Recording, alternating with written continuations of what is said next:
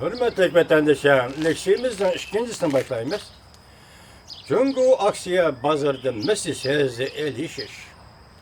Kompartiyanın içki kısmıda elişiş vaziyeti peyda kılırgan bir meydan köreş, mavzulu haber. 7. ayının 3.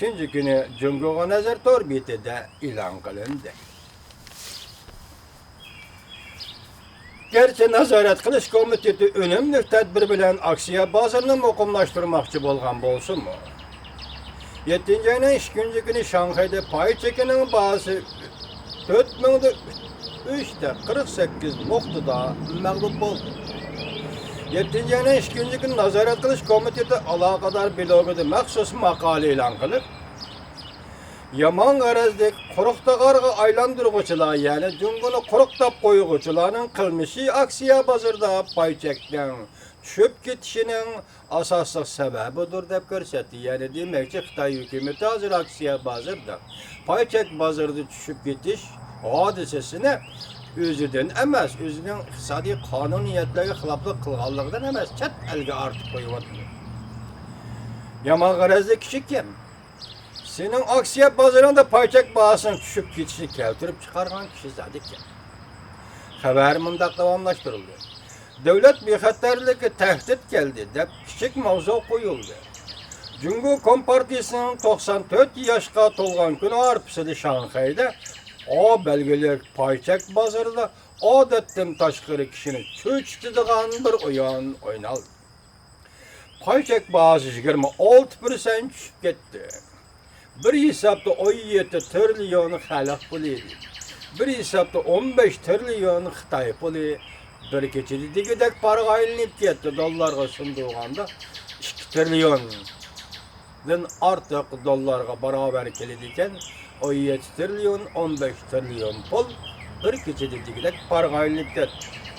Her bir payçak hazırga tüven hesapta hesaplaganda 135 min yuandan pulunu ziyan tattı.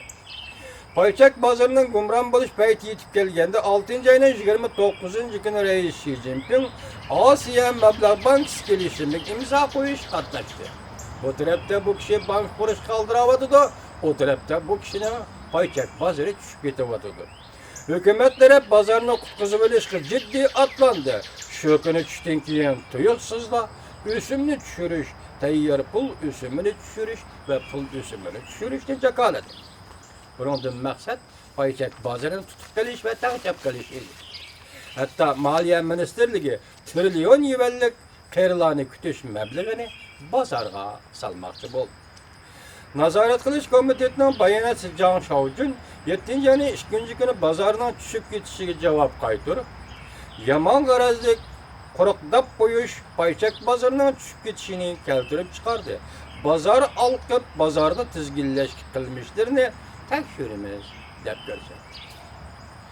Cungu'nun ataklı alemi Wu Jiaxiang bir neçə gün burun blogu da bazarını tahlil kılıp, 7. ayının 2. günü payçak bazarını tepsili düşendirip, devlet bexatarlığı tehdit dep mavzu koyup, nazaret komiteti tünügün keçidi duç kelgen xiriska qarıştırış mağlubiyet bilen ahırlaştı.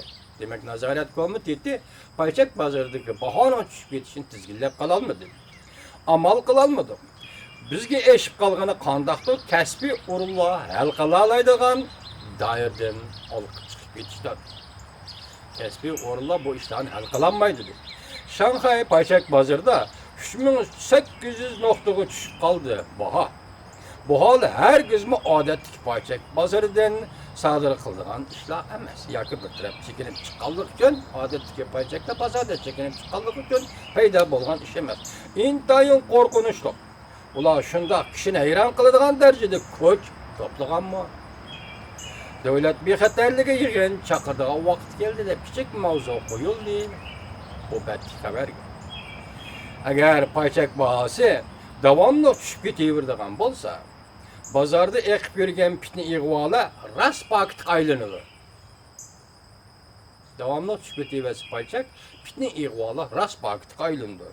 Bu Jiaxiang efendinin gep sözleri ağzımızı Cunguça.